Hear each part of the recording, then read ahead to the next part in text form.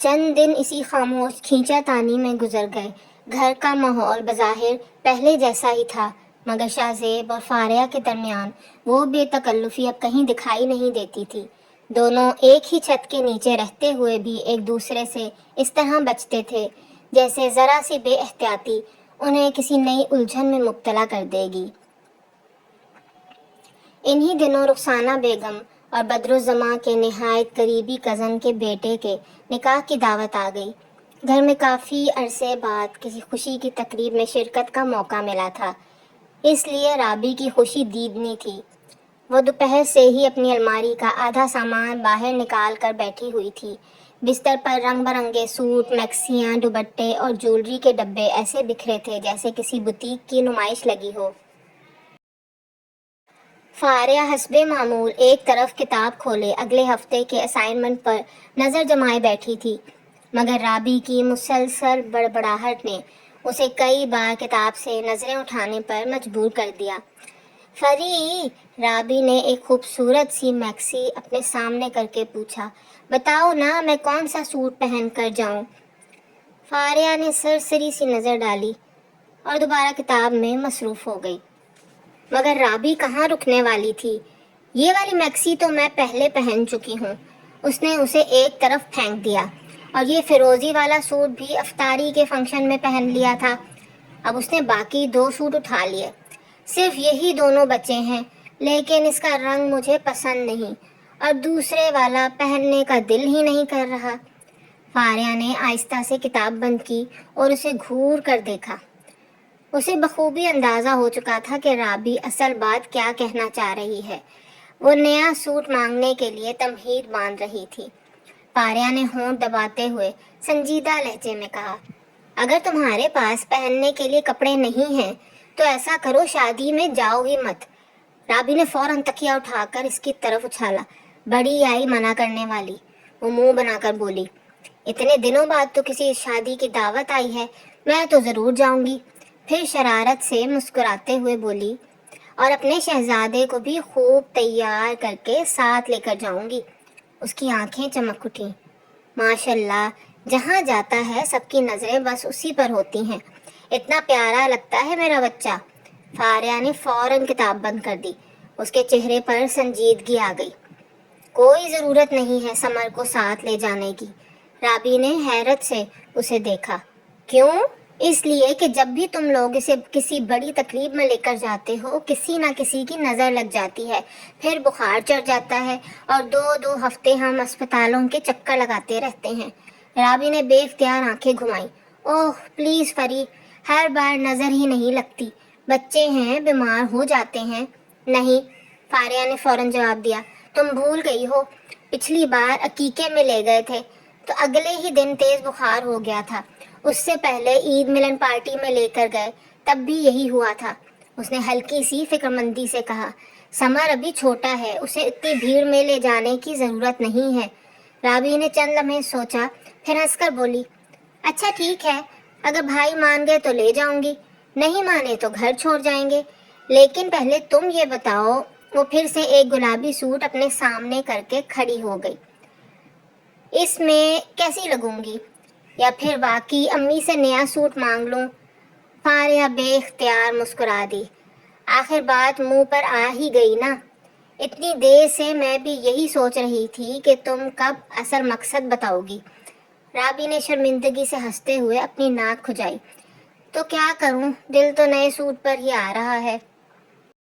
رابی کی بات پر فاریہ اس کی چھپی ہوئی فرمائش فوراً سمجھ گئی تھی۔ اتنی دیر سے مختلف سوٹوں میں کیڑے نکالنے کا مقصد صرف ایک ہی تھا، اسے نیا جوڑا چاہیے تھا، مگر وہ سیدھے لفظوں میں کہنے کے بجائے گھما پھرا کر بات کر رہی تھی۔ رابی نے ایک اور سوٹ اپنے سامنے رکھ کر آئینے میں دیکھا، پھر اچانک پلٹ کر بولی، اچھا یہ سب چھوڑو، تم خود کون سا سوٹ پہنو گی؟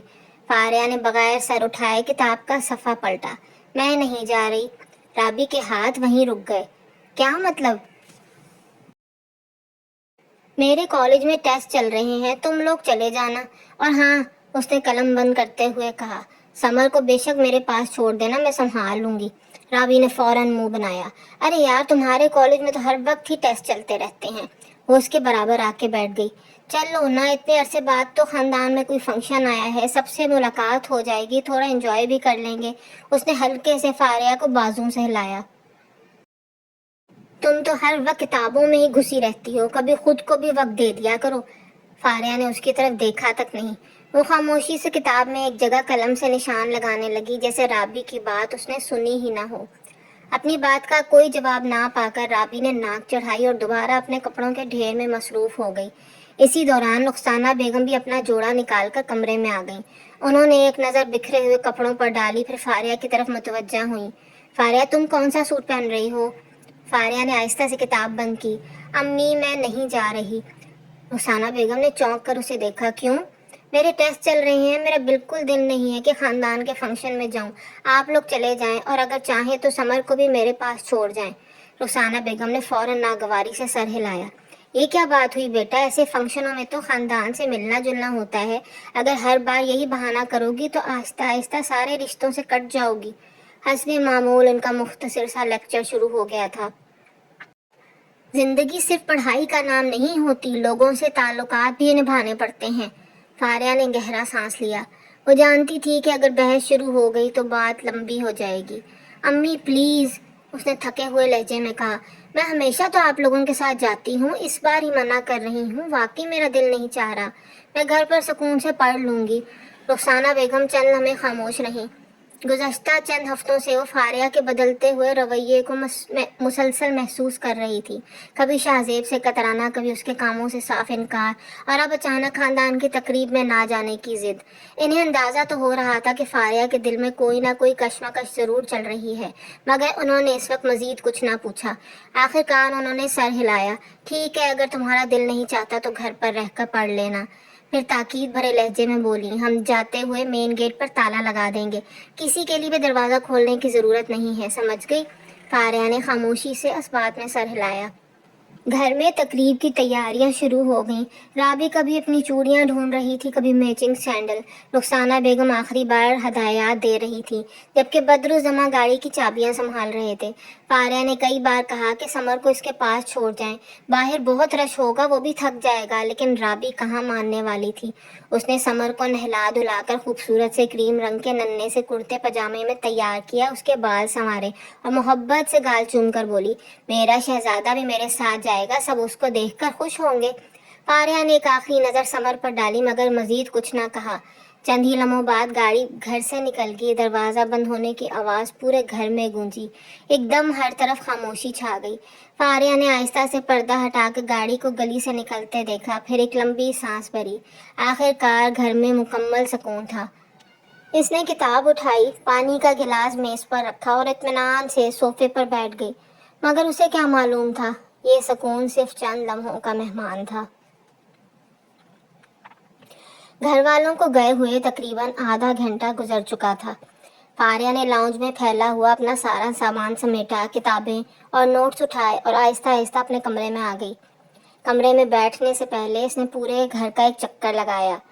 मेन गेट, पिछला दरवाज़ा, लॉन की तरफ खुलने वाली खिड़कियाँ, हत्ता के किचन की खिड़की तक।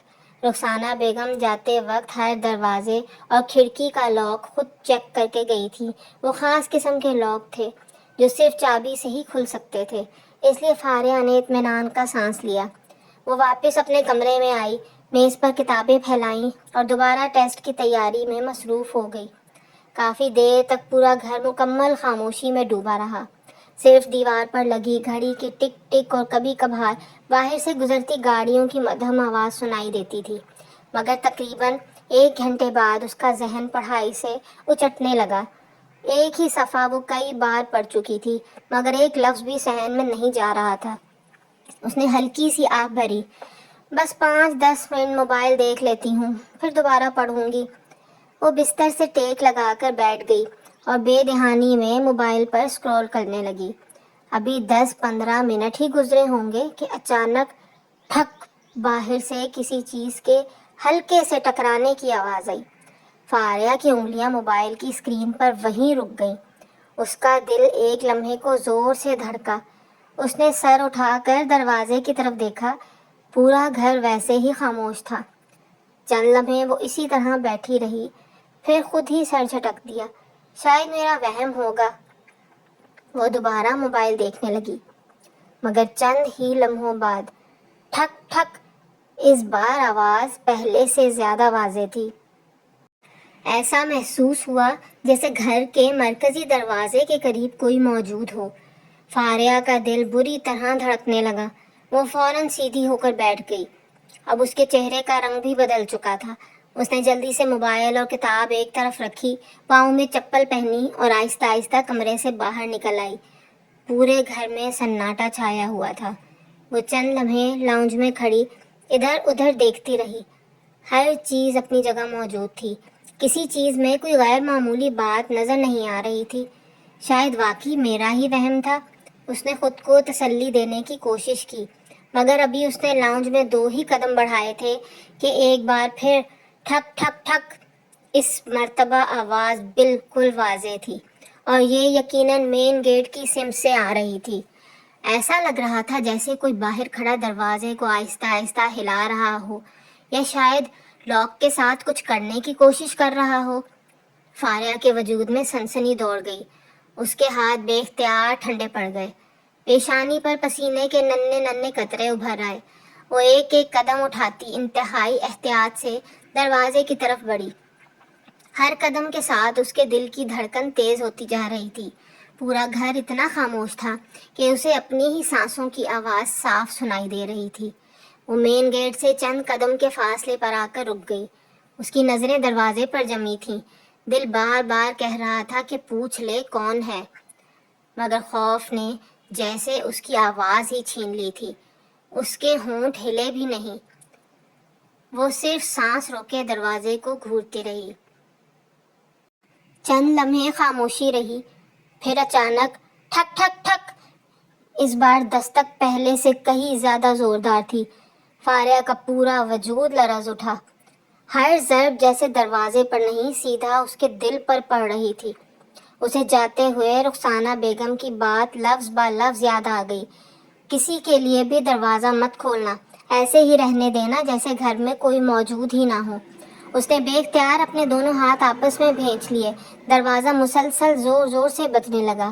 اب تو یوں لگ رہا تھا جیسے باہر کھڑا شخص صرف دستک نہیں دے رہا، بلکہ دروازہ کھلوانے پر تلا ہوا ہو۔ فاریہ کی ہمت جواب دے گئی۔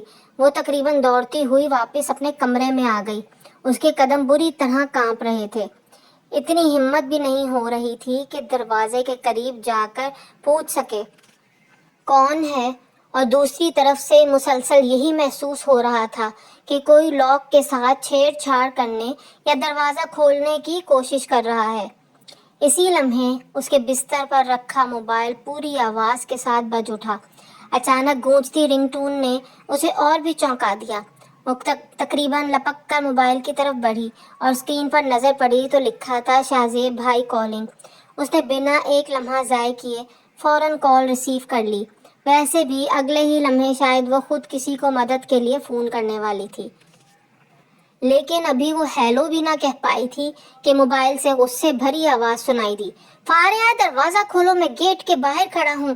شاہزیب کی آواز سنتے ہی جیسے اس کے جسم سے سارا خوف ایک ہی لمحے میں نکل گیا۔ اس کے ہاتھ سے موبائل گرتے گرتے بچا۔ آپ؟ وہ بے اختیار بڑبڑائی اور دوڑتی ہوئی مین گیٹ کی طرف بھاگی۔ کانپتے ہاتھوں سے لاک کھولا۔ دروازہ اندر کی طرف سے آسانی سے کھل گیا۔ سامنے شاہزیب کھڑا تھا۔ سفر کی تھکن ابھی تک اس کے چہرے پر نمایاں تھی، مگر اس وقت اس کے تاثرات پر صرف غصہ چھایا ہوا تھا۔ جیسے ہی دروازہ کھلا وہ تیز لہجے میں بولا، میں کب سے دروازہ بجا رہا ہوں، بہری ہو گئی ہو یا آواز سنائی نہیں دے رہی تھی؟ فاریہ بس اسے دیکھتی رہ گئی۔ اسے یقین ہی نہیں آ رہا تھا۔ شاہزیب تو 2 دن کے لیے شہر سے باہر گیا ہوا تھا۔ آج اس کی واپسی کا کوئی امکان ہی نہیں تھا۔ رخسانہ بیگم نے بھی جاتے ہوئے اس کا کوئی ذکر نہیں کیا تھا۔ اس کے وہم و گمان میں بھی نہیں تھا کہ وہ اچانک یوں سامنے آ کھڑا ہوگا۔ وہ ابھی تک حیرت سے اسے دیکھ رہی تھی کہ شاہزیب اس کے برابر سے گزرا۔ فاریہ فوراً ایک طرف ہٹ گئی تاکہ وہ اندر آ سکے، مگر اندر آتے ہی گزر جانے کی بجائے شاہزیب پلٹا اور خود اپنے ہاتھ سے دروازہ بند کر کے تمام لاکس دوبارہ لگا دیے۔ پھر اس نے مڑ کر سخت نظروں سے فاریہ کو دیکھا۔ یہ اتنے تالے لگا کر کیوں بیٹھی ہوئی تھی؟ اس کا لہجہ اب بھی سخت تھا۔ میں کب سے امی کو فون کر رہا ہوں، بابا کو فون کر رہا ہوں، کسی نے فون نہیں اٹھایا۔ بڑی مشکل سے بعد میں بات ہوئی تو انہوں نے بتایا کہ تم گھر پر ہو۔ وہ ایک ہی سانس میں بولتا چلا گیا۔ پھر میں تمہیں فون کرتا رہا مگر تمہارا فون بھی نہیں اٹھ رہا تھا، اوپر سے دروازہ بھی نہیں کھول رہی تھی۔ فاریہ نے نظریں جھکا لیں۔ اس کی سانسیں اب بھی پوری طرح بحال نہیں ہوئی تھیں۔ شاہ زیب کے چہرے پر پھیلا غصہ ابھی تک کم نہیں ہوا تھا۔ وہ دروازہ بند کر کے پلٹا تو اس کی نظریں سیدھی فاریہ پر آ ٹھہری، جو اب بھی سہمی ہوئی سی دروازے کے قریب کھڑی تھی۔ شاہ زیب کے چہرے پر پھیلا غصہ ابھی تک کم نہیں ہوا تھا۔ وہ دروازہ بند کر کے پلٹا تو اس کی نظریں سیدھی فاریہ پر آ ٹھہریں، جو اب بھی سہمی ہوئی سی دروازے کے قریب کھڑی تھی۔ تمہیں ذرا بھی عقل نہیں ہے؟ اس کی آواز پہلے سے کہیں زیادہ سخت تھی۔ میں 15-20 منٹ سے گیٹ کے باہر کھڑا دروازہ بجا رہا تھا۔ محلے والے تک میری طرف دیکھنے لگ گئے تھے مگر تمہیں دروازہ کھولنے کی توفیق نہیں ہوئی۔ فاریہ نے لب ہلائے مگر آواز نہ نکل سکی۔ فون بھی نہیں اٹھا رہی تھی، دروازہ بھی نہیں کھول رہی تھی، آخر کر کیا رہی تھی اندر؟ اس کی ایک ایک بات فاریہ کے دل پر لگ رہی تھی۔ وہ پہلے ہی اس کے سامنے آنے سے گھبرانے لگی تھی اور اب اس کی اتنی سخت ڈانٹ نے اسے مزید سہما کر رکھ دیا تھا۔ اس کی آنکھوں میں نمی اترنے لگی۔ وہ بمشکل بول پائی، امی نے کہا تھا کہ کسی کے لیے بھی دروازہ نہیں کھولنا، چاہے کوئی بھی کتنی دیر بجاتا رہے۔ یہ کہتے کہتے اس کی آواز بھر آ گئی۔ مجھے لگا کوئی وہ جملہ بھی مکمل نہ کر سکی۔ شاہ زیب نے پہلی بار غور سے اس کی طرف دیکھا۔ اس کا چہرہ بالکل سفید پڑ چکا تھا، ہونٹوں کا رنگ اڑا ہوا تھا، ماتھے پر پسینہ ابھی تک موتیوں کی طرح چمک رہا تھا اور آنکھیں ایسی لگ رہی تھیں جیسے ذرا سی بات پر برس پڑیں گی۔ صاف معلوم ہو رہا تھا کہ وہ کافی دیر سے خوف کے عالم میں تھی۔ شاہ زیب کے غصے کی شدت اگرچہ ذرا سی کم ہوئی مگر سفر کی تھکن، گیٹ کے باہر اتنی دیر کھڑے رہنے کی جھنجھلاہٹ اور مسلسل فون نہ اٹھائے جانے کی کوفت ابھی بھی اس پر غالب تھی۔ وہ آگے پیچھے چلتے لاؤنج میں آ گئے۔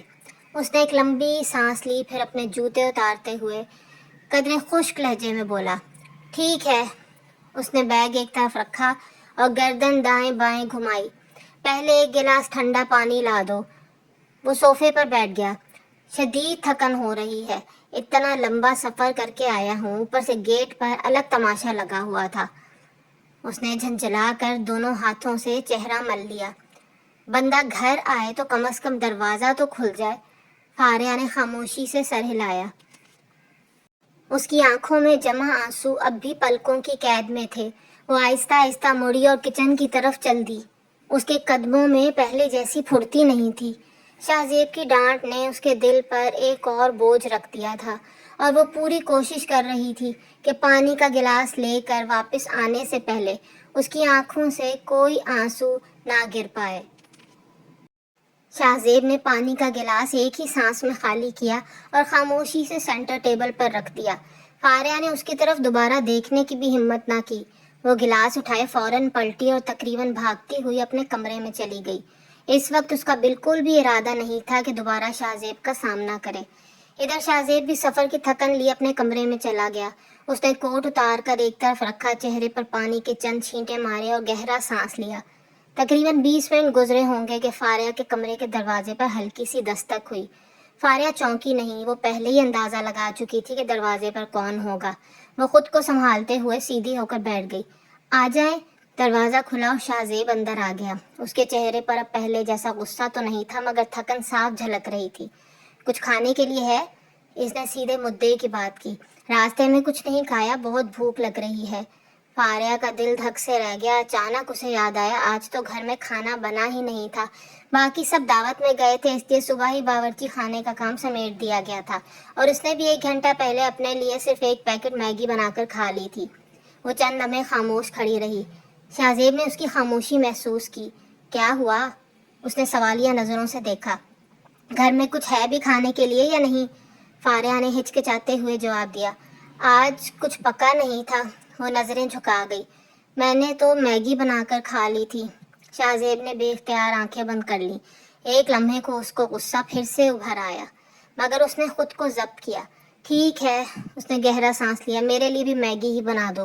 حالانکہ وہ میگی کھانے والوں میں سے نہیں تھا، مگر اس وقت بھوک اتنی شدید تھی کہ جو مل جاتا وہی کافی تھا۔ فاریہ نے بے بسی سے دوبارہ اس کی طرف دیکھا۔ شاہزیب مڑنے ہی والا تھا کہ اس کی خاموشی نے اسے پھر رکنے پر مجبور کیا۔ اب کیا ہوا؟ فاریہ نے آہستہ سے کہا۔ وہ آخری پیکٹ تھا جو میں نے کھا لیا۔ چند لمحوں کے لیے مکمل خاموشی چھا گئی۔ اسے واقعی سمجھ نہیں آ رہا تھا کہ ہنسے، غصہ کرے یا اپنی قسمت پر ماتم کرے۔ آخر کار اس نے تھکے ہوئے لہجے میں پوچھا، پراٹھا بنا سکتی ہو؟ فاریہ نے فوراً سر ہلایا۔ جی، پراٹھا بنا دیتی ہوں، اور اگر انڈے ہوں تو آملیٹ بھی بنا دینا۔ جی۔ وہ جلدی سے دوپٹہ ٹھیک کرتی ہوئی کمرے سے نکلی اور تقریباً دوڑتے ہوئے کچن میں پہنچ گئی۔ آج واقعی اس کے امتحان ختم ہونے کا نام ہی نہیں لے رہے تھے۔ کچن میں داخل ہوتے ہی اس کے ہاتھ تیزی سے چل رہے تھے، مگر دل اب بھی کچھ دیر پہلے والی ڈانٹ سے بوجھل تھا۔ وہ بیلن نکال کر پراٹھا بیلنے لگی۔ توا ابھی چولہے پر چڑھا دیا۔ ابھی وہ تیل کی بوتل لینے کے لیے مڑی ہی تھی کہ اچانک اس کی نظر کچن کے دروازے پر پڑی۔ وہ ہلکا سا چونک گئی۔ شاہزیب خاموشی سے دروازے کے ساتھ ٹیک لگائے کھڑا تھا، بازو سینے پر باندھے ہوئے تھے، اور وہ چند لمحوں سے خاموشی سے اسے کام کرتے ہوئے دیکھ رہا تھا۔ فاریہ کے ہاتھ ایک لمحے کو رک گئے۔ آپ؟ اس کے منہ سے بے اختیار نکلا۔ شاہزیب نے مختصر سی نظر اس پر ڈالی، پھر ہلکے مگر سنجیدہ لہجے میں بولا، بھوک بہت لگی ہے، اس لیے انتظار نہیں ہو رہا تھا، دیکھنے آ گیا کہ میرا پراٹھا بن بھی رہا ہے یا نہیں۔ اس کی آواز پہلے کے مقابلے میں خاصی نرم تھی، مگر فاریہ کے دل کی دھڑکن پھر بھی معمول پر نہ آ سکی۔ شاہزیب چند لمحے خاموشی سے دروازے کے ساتھ ٹیک لگائے اسے دیکھتا رہا۔ کچن میں صرف توے پر پڑتے پراٹھے کی چھن چھن کی آواز گونج رہی تھی۔ آخر اس نے وہ سوال کر ہی دیا جو کئی دنوں سے اس کے ذہن میں گردش کر رہا تھا۔ فاریہ؟ اس کی سنجیدہ آواز پر فاریہ نے چونک کر سر اٹھایا۔ جی؟ تم آج کل مجھ سے اتنا کتراتی کیوں رہتی ہو؟ فاریہ کے ہاتھ ایک لمحے کو رک گئے۔ کیا میں تمہیں کھا جاؤں گا؟ یہ بات شاہزیب نے ہلکے طنزیہ مگر سنجیدہ لہجے میں کہی۔ وہ کئی دن سے یہ سب محسوس کر رہا تھا، اور اب مزید خاموش رہنا اس کے لیے ممکن نہیں رہا تھا۔ فاریہ نے جلدی سے نظریں چرا لی۔ نہیں، ایسی تو کوئی بات نہیں ہے۔ اس کی آواز میں واضح گھبراہٹ تھی۔ اس نے دوبارہ پراٹھا پلٹنے کی کوشش کی، مگر ہاتھ پہلے جیسی روانی سے کام نہیں کر رہے تھے۔ شاہزیب نے دروازے سے ہٹ کر ایک قدم اندر رکھا۔ تو پھر جب بھی میں سامنے آتا ہوں تم اس جگہ سے غائب کیوں ہو جاتی ہو؟ فاریہ کے ماتھے پر پسینے کے ننھے ننھے قطرے ابھر آئے۔ اس نے کبھی سوچا بھی نہیں تھا کہ شاہزیب اس کی اتنی چھوٹی چھوٹی حرکتیں بھی نوٹ کر رہا ہوگا۔ اس نے نظریں جھکائے ہی جواب دیا، غائب تو نہیں ہوتی، بس آپ کو ایسے ہی لگا ہوگا۔ شاہزیب کی پیشانی پر بل پڑ گئے۔ کیا میں بے وقوف ہوں جو بغیر وجہ کے ایسی بات کر رہا ہوں؟ اس کے لہجے میں ناگواری نمایاں تھی۔ میں دیکھ رہا ہوں، کئی دنوں سے دیکھ رہا ہوں۔ پہلے میرے کپڑے تم استری کرتی تھی، اب پروین کرتی ہے۔ پہلے میں گھر آتا تھا تو چائے پوچھ لیتی تھی، اب پوچھنا تو دور، سامنے بھی نہیں آتی۔ سمر کو بھی مجھے ہاتھ میں دینے کے بجائے بستر پر لٹا دیتی ہو۔ میرے کمرے کی صفائی سے بھی انکار کر دیا۔ وہ ایک ایک بات گنواتا چلا گیا۔ آخر وجہ کیا ہے؟ فاریہ کے لیے اب نظریں اٹھانا بھی مشکل ہو گیا تھا۔ اسے محسوس ہو رہا تھا جیسے اس کا ہر راز اس کے سامنے کھل گیا ہو۔ ایسی کوئی بات نہیں ہے، اس نے بمشکل اتنا کہا۔ میں صرف پڑھائی میں مصروف تھی۔ شاہزیب ہلکا سا تلخ مسکرایا۔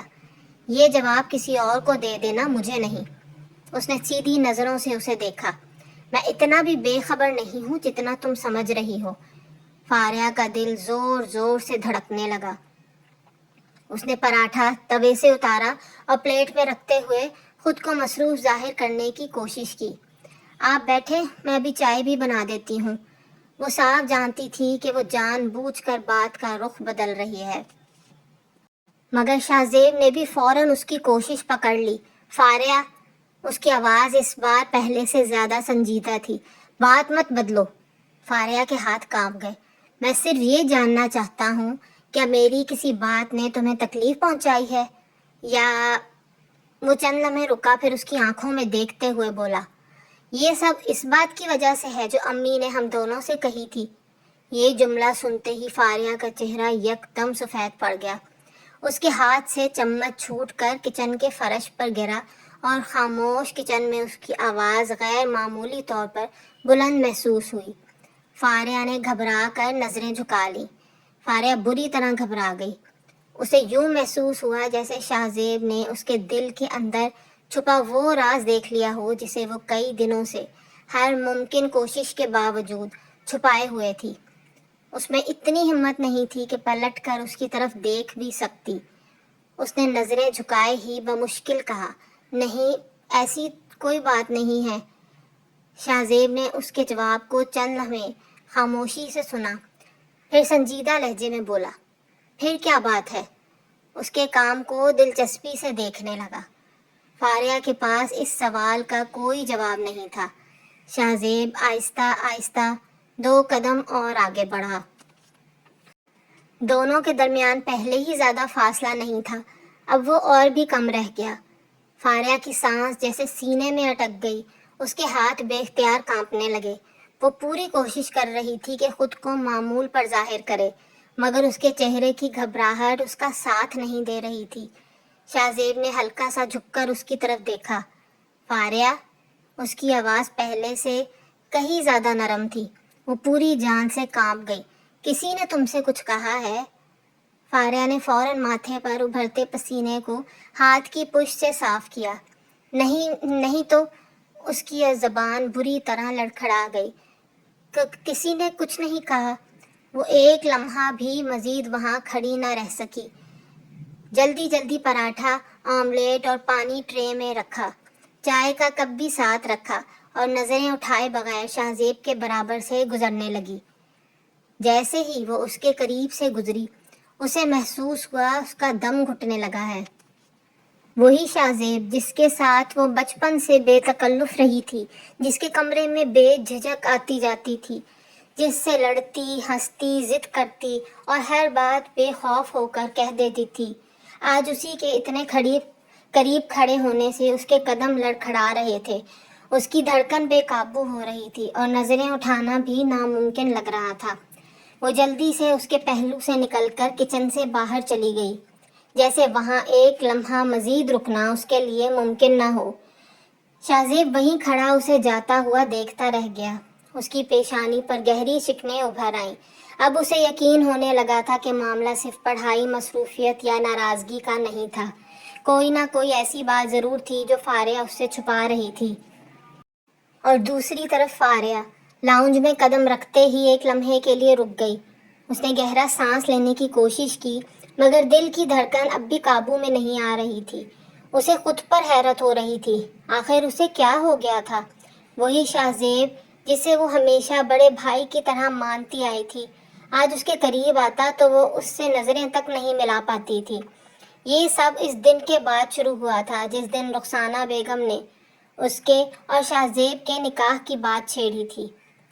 اس ایک گفتگو نے جیسے برسوں پرانا ہر رشتہ، ہر بے تکلفی اور ہر معمول بدل کر رکھ دیا تھا۔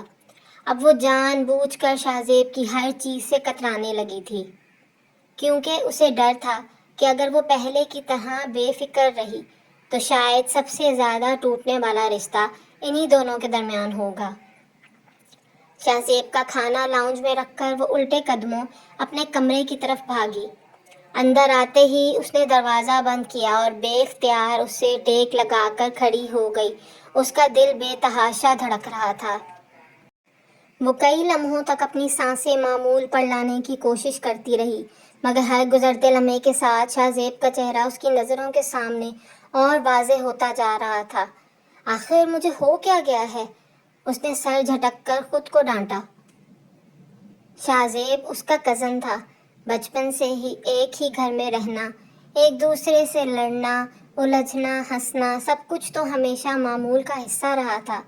پھر اب اس کے ذرا سا قریب آنے سے اس کا دل اس طرح بے قابو کیوں ہو جاتا تھا؟ وہ یہ سب محسوس ہی نہیں کرنا چاہتی تھی۔ جتنا وہ خود کو سمجھاتی، اتنا ہی قسمت جیسے شاہ زیب کو اس کے سامنے لے آتی۔ کبھی اس کی آواز، کبھی اس کی مسکراہٹ، کبھی اس کی فکر اور کبھی اس کی وہ گہری نظریں جو چند لمحوں کے لیے بھی اس پر ٹھہر جاتی تو فاریہ کے لیے نظریں اٹھانا مشکل ہو جاتا۔ اس نے دونوں ہاتھوں سے اپنا چہرہ ڈھانپ لیا۔ نہیں، یہ سب غلط ہے، مجھے ایسا کچھ نہیں سوچنا چاہیے۔ وہ خود سے بار بار یہی کہتی، مگر دل ہر بار اس کی ایک نہ سنتا۔ اسی کشمکش میں اس نے آنکھیں بند کر لیں۔ ادھر لاؤنج میں شہزیب چند لمحے میز کے پاس کھڑا رہا۔ اس کی نظریں اس طرف اٹھیں جہاں فاریہ ابھی ابھی تیزی سے گئی تھی۔ اس نے ہلکا سا ماتھا سکیڑا۔ آخر اسے ہوا کیا ہے؟ وہ آہستہ سے خود سے بولا۔ گزشتہ چند دنوں سے وہ بار بار محسوس کر رہا تھا کہ فاریہ جان بوجھ کر اس سے نظریں چرا رہی ہے۔ پہلے تو وہ ہر بات پر اس سے بحث کرتی، مذاق اڑاتی اور بے تکلفی سے باتیں کرتی تھی، مگر اب وہ اس کے سامنے 2 منٹ بھی ٹھہر نہیں پاتی تھی۔